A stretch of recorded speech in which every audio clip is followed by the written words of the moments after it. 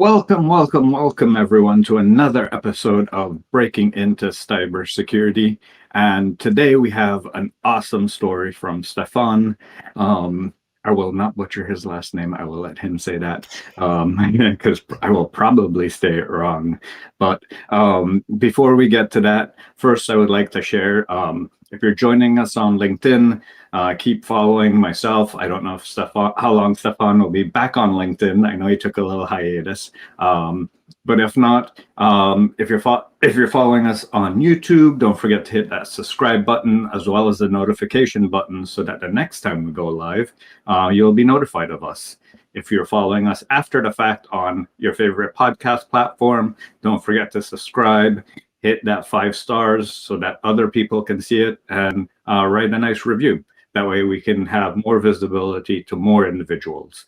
The idea behind this series is to highlight the journey of individuals who have broken into cybersecurity within the past 5 years, and for them to share their journey, their tips and tricks, and everything like that.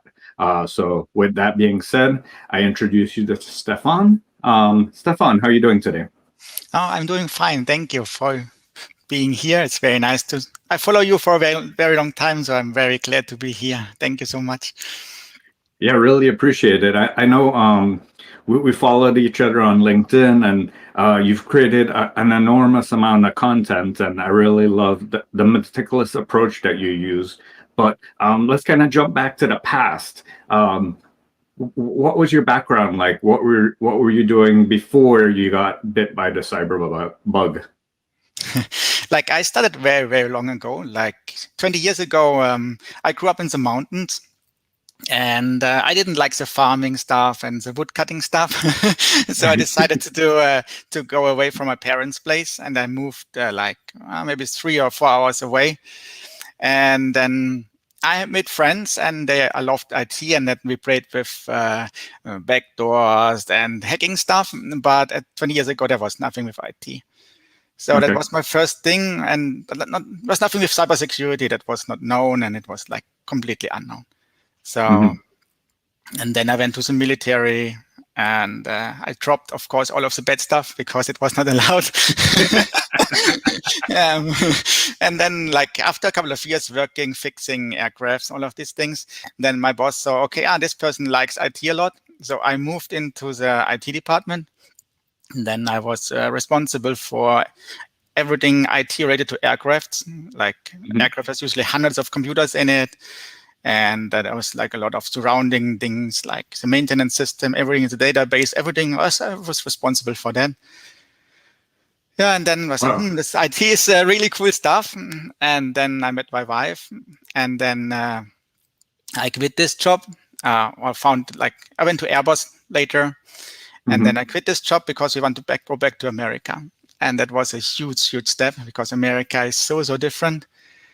And then I tried to learn more English. So I got a mentor on English, and he said, hey, with your background, you should go into cybersecurity. And I was very like, okay, good. I can do that. I researched a little bit, but not so much as I should. And I thought it was a good idea. So I started thinking, oh, cool.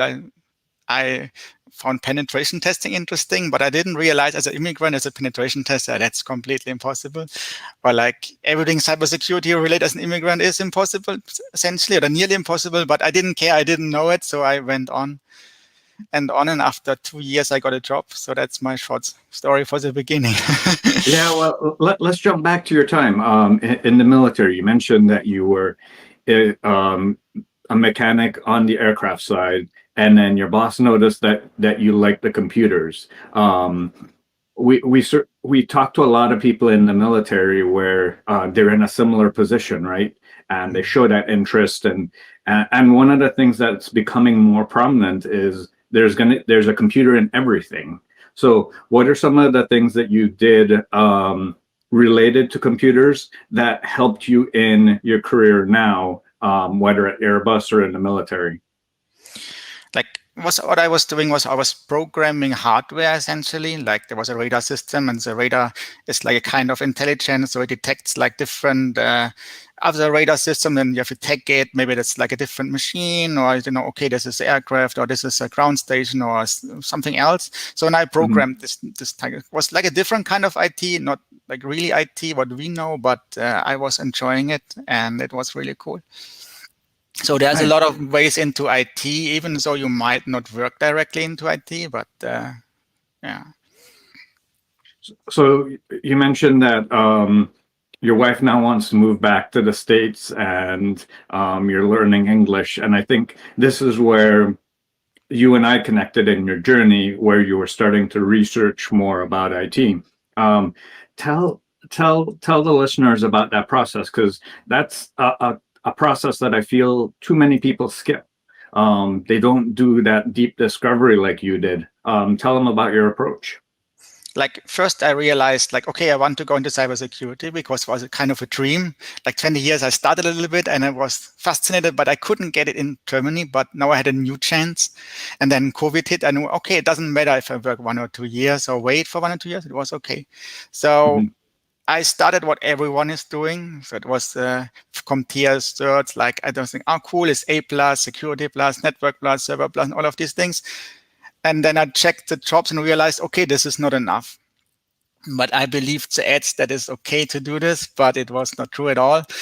And then I realized, okay, I need practical experience. And then I fall into the trap. I did the CEH class, the ethical hacker class on the community college. It was nice. I met a great friend, but I never took the cert because at this time I was thinking like the cert is really cool, but the value of it is pretty much low, at least in my opinion now. And then I switched back to a real hands-on course, to INE's EC, PBT, and PNPT course, something, or the PP course. Yeah, they changed the name right now, I think. I did it with a friend. I spent like 750 hours only for this single cert, and I absorbed everything what I did, and I even improved the cert. And then I researched more, and I realized, okay, as an immigrant, penetration testing, it doesn't work.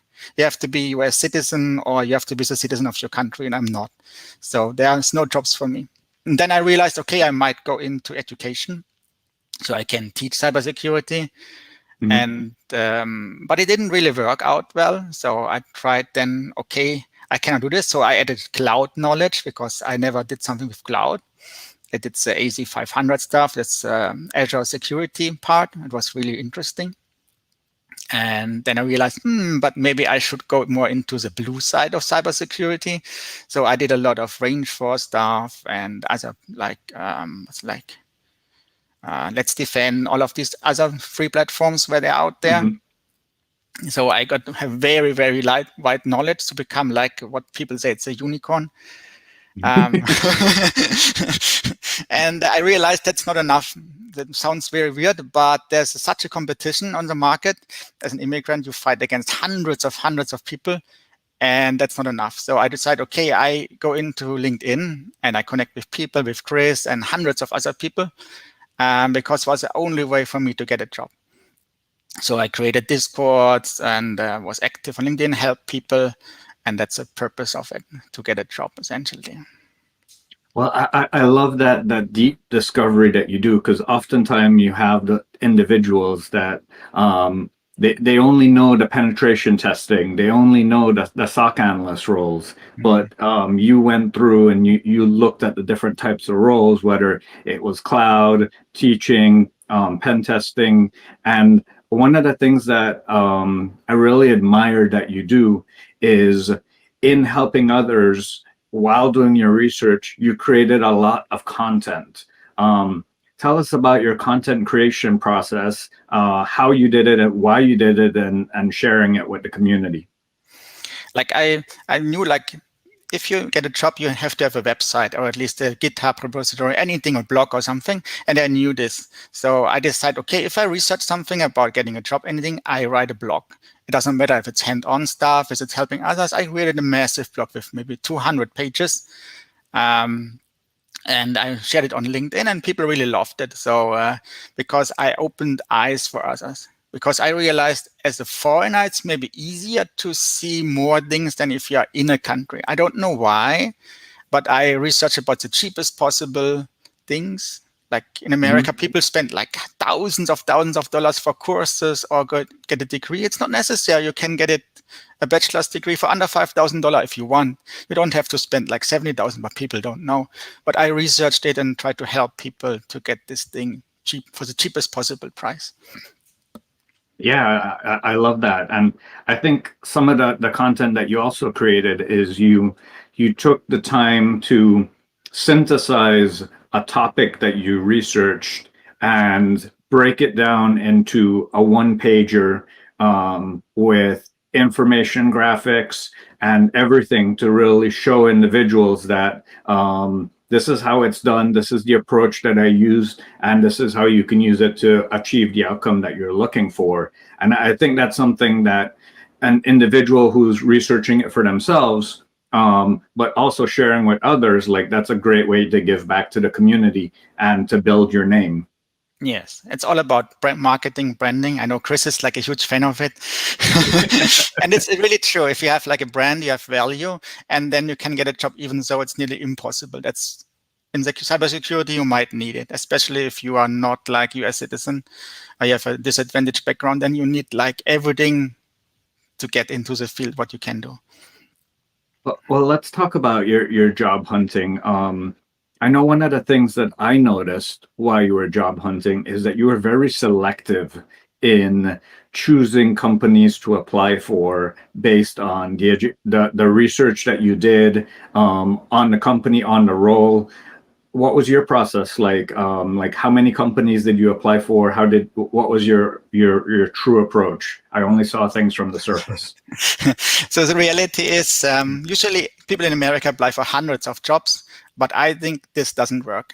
I applied for less than 5 companies, essentially only for 2. And I applied for the first job and it didn't work because like there was something with the contract was wrong and they maybe dropped the customer or something, so they couldn't hire me. And then I selected someone else, a different company. So I was very, very specific. So let's say that was the first job had an assessment and I did like 10 times more than what everyone else is doing. I did all assessments for all jobs and I connected to the people before, so they knew me already. Long before I sent in my application, they waited for my application. And that's a way to get a job. Is it faster than writing 100 applications? Maybe not, because there's a lot of work behind.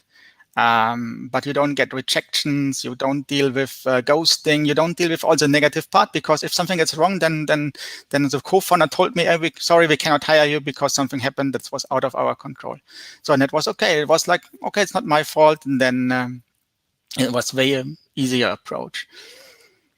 I love that. And not only am I a huge fan of branding, but I'm a huge fan of networking. And like you said, reach out to the individuals at those companies, talk to them, build that relationship with them so that they're telling you to apply, they're asking you to apply for that role, and then you're waiting for your application. Truly love that approach. As you're building these relationships, how did you go out and select the companies that you wanted to work for, the people that you wanted to talk to at those companies? The selection process was pretty much easy. I talked to people and I trusted some people, and these people talked to me about companies I never heard about before, and then I researched about this. So it was not like I was not going through LinkedIn, and I never checked like job application, all of these things. I never checked job websites, anything like this. I was going through people. So I get the recommendation for this company is good company. That's what I did. Wow. So you're literally using open source intelligence through your network to find the roles on what we call a gray market, because sometimes those roles aren't even advertised on the job sites or on the LinkedIn or any of that. So yeah, definitely great. Someone asked, can someone add Stefan's LinkedIn?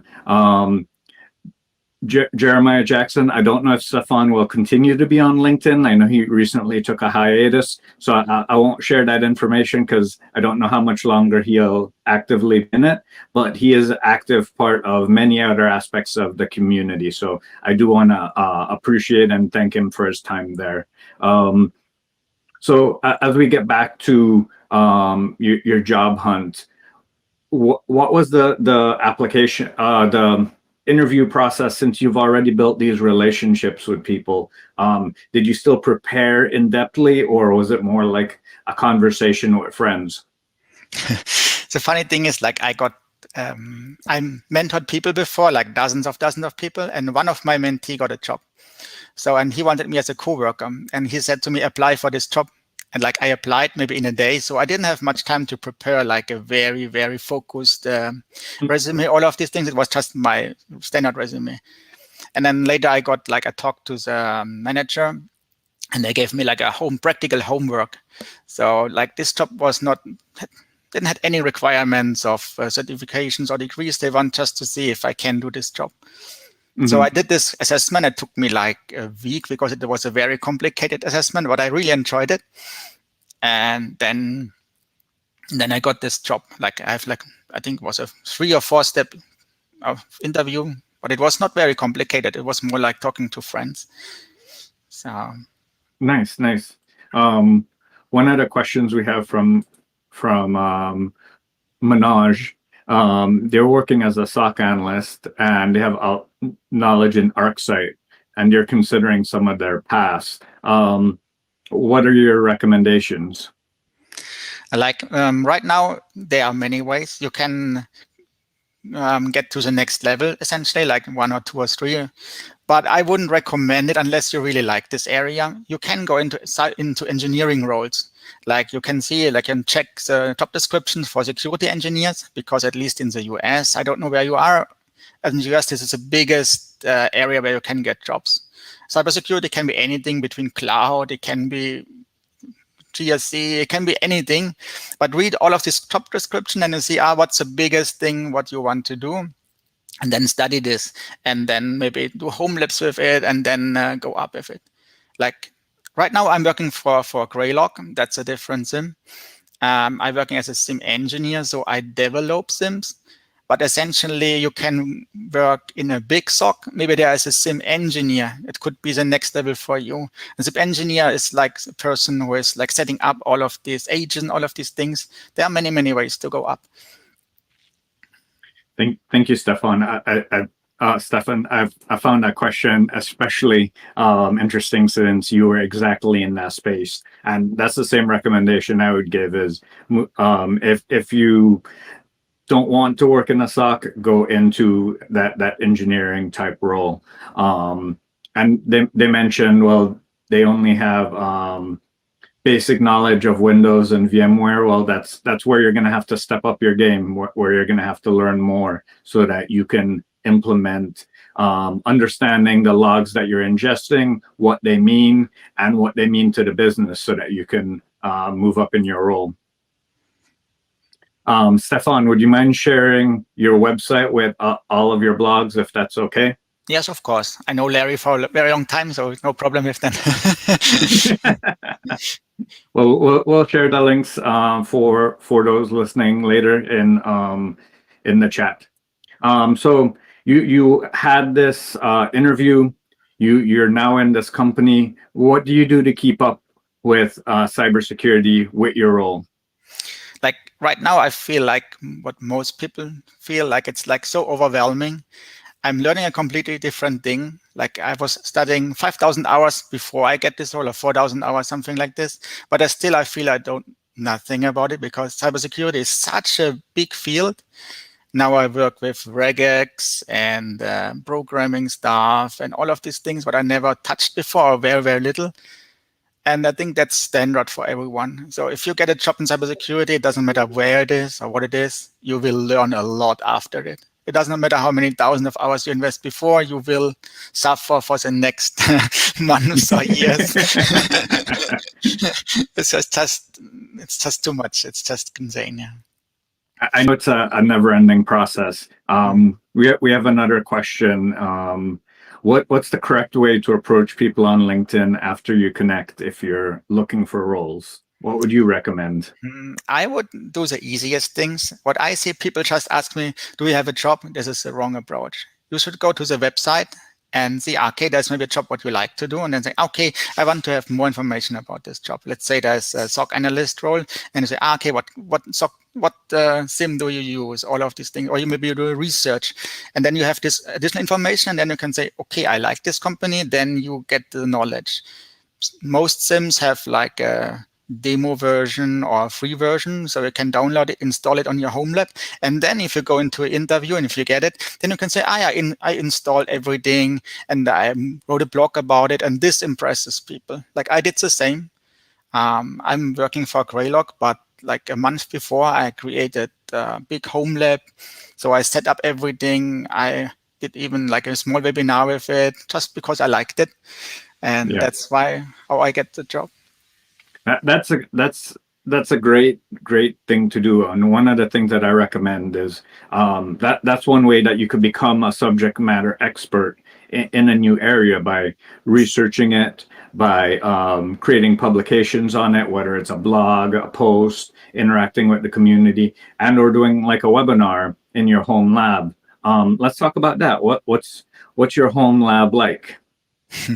My home lab is pretty big. I have a machine with 64 gigabyte of RAM, and like there are dozens of different machines are running in it. I run Security Onion, like Kali Linux. That's a very, very large lab, but I would go focused if you do this. If you want to be a SOC analyst, then install all tools that are related to that. If you want to become a security engineer, then you think about what kind of security engineer, then install these things, because you have only a limited amount of time. So there's like limitations on your time. Be very specific what you want and learn exactly this. I love that. I think all too often individuals look at cybersecurity and they get overwhelmed with the variety of different roles, what to learn, what to do. And it really comes back to figuring out where you want to go, and then reverse engineering it to what are the skills and competencies that you're going to have to learn, what are the technologies you're going to have to learn, everything like that. We have a question from the guest. What excites you about the future of cybersecurity? I think one cool thing is learning never ends, and it will never be the same. Like right now, maybe I'm working as a SIM engineer and I develop the project as a product, but maybe in 5 years, this product looks completely different because I changed the product and I really like this. So it's like, this is a very diverse field and a very changing field. It's not static at all. So you have to improve your mind, or you challenge your mind to learn new things. You don't get old, I think. Or old very quickly, it depends. So, like thinking about that, right? Like, how do you, as a sim developer, figure out like the things that you want to add or change in that? Do you work with blue teamers? Do you work with red teamers to see what you're doing so that you can think about the potential logs that you need to ingest, how you need to ingest them, how you need to then correlate them, parse them? Like, what's your approach to that? Like right now, I feel like I'm a completely noob, so I have to learn my own software first.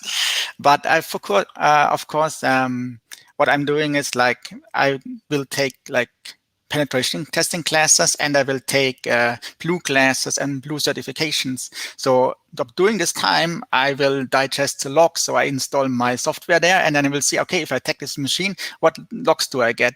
So and then I develop my roles, my rules, and all of these things, and that's how I can improve my product. And it's a very wide thing. Sorry. Yeah, no, that's a great point. I think all too often when individuals, they say, oh, well, I don't have a home lab, I don't have a big machine. You can use something like Hack the Box. When you do an attack, figure out what logs are being generated, and then write a report about that, like reverse engineer the process. Like if you're a red teamer, you do this, this, and this. And then if you're a blue teamer, you do this, this, and this in order to block their progress. Or if you're in DFIR, these are the logs that are generated along the way, and this is how I can find them. Yeah, like each job is different, but in like just in 5 years, I could work as easily as a penetration tester, as a blue teamer, or even as a purple member, because my knowledge is very, very wide.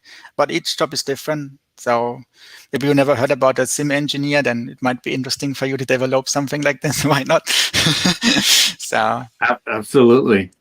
So for those that are listening and they might not know the difference between red, blue, and then purple that you mentioned, how would you describe that to them? like blue is the defender side usually, like SOC analyst is usually what people most know. But it could be threat hunter, maybe it's the next level. That's most threat hunters don't work shift, so it could be a better thing.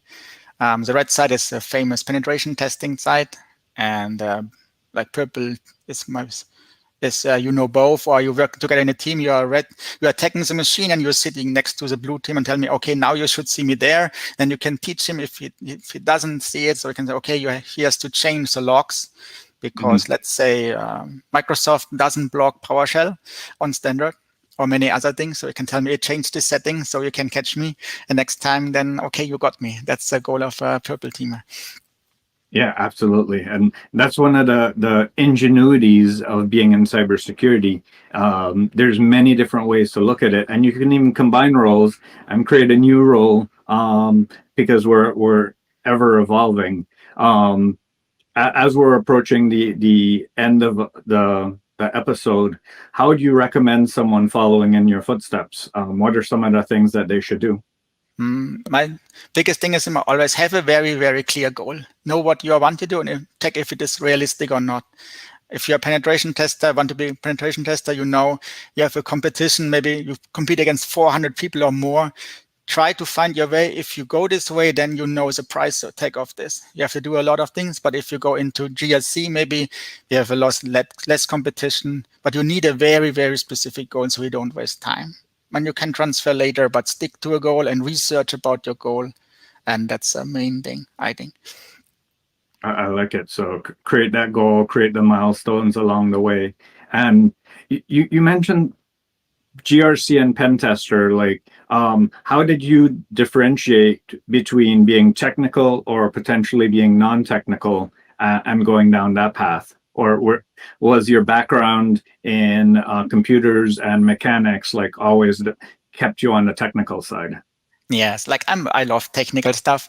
Like I worked in a kind of GRC role at Airbus, but I really never liked it. You have to go to conferences, you have to talk to developers and have to tell them what they are doing wrong. And you also being with the master brain and they get frustrated and you have to be very, very good social skills to do this.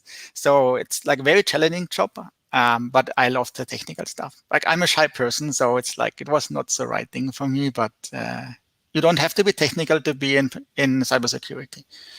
So absolutely. And I would say, like you mentioned very earlier in this podcast, you considered being a teacher or a trainer in cybersecurity because you learn so much about the different roles, you learn so much about the processes, and that could be a way in or even awareness or something like that. yeah, like there's no limits. Just find your goal and get it, whatever it is. So if you had to now summarize everything into one piece of sage advice, what would that be? Difficult. Like work hard and get it. It's So so much determination work. and persistence. Yeah, it's so much work to get into this field. It's just crazy. And don't be afraid. Just do it. Yeah, just do it. Exactly. Test your limits and go as far as you want to go. Well, Stefan, thank you so much for your time. I truly appreciate it. For those listening on LinkedIn, be sure to follow me. Be sure to follow the Breaking Into Cybersecurity channel. For those following on YouTube, don't forget to subscribe, hit that notification button so you see us next Friday again at 1 p.m. And for everyone listening on podcast, subscribe and share with your friends and family. Thank you very much and have a great day. Bye.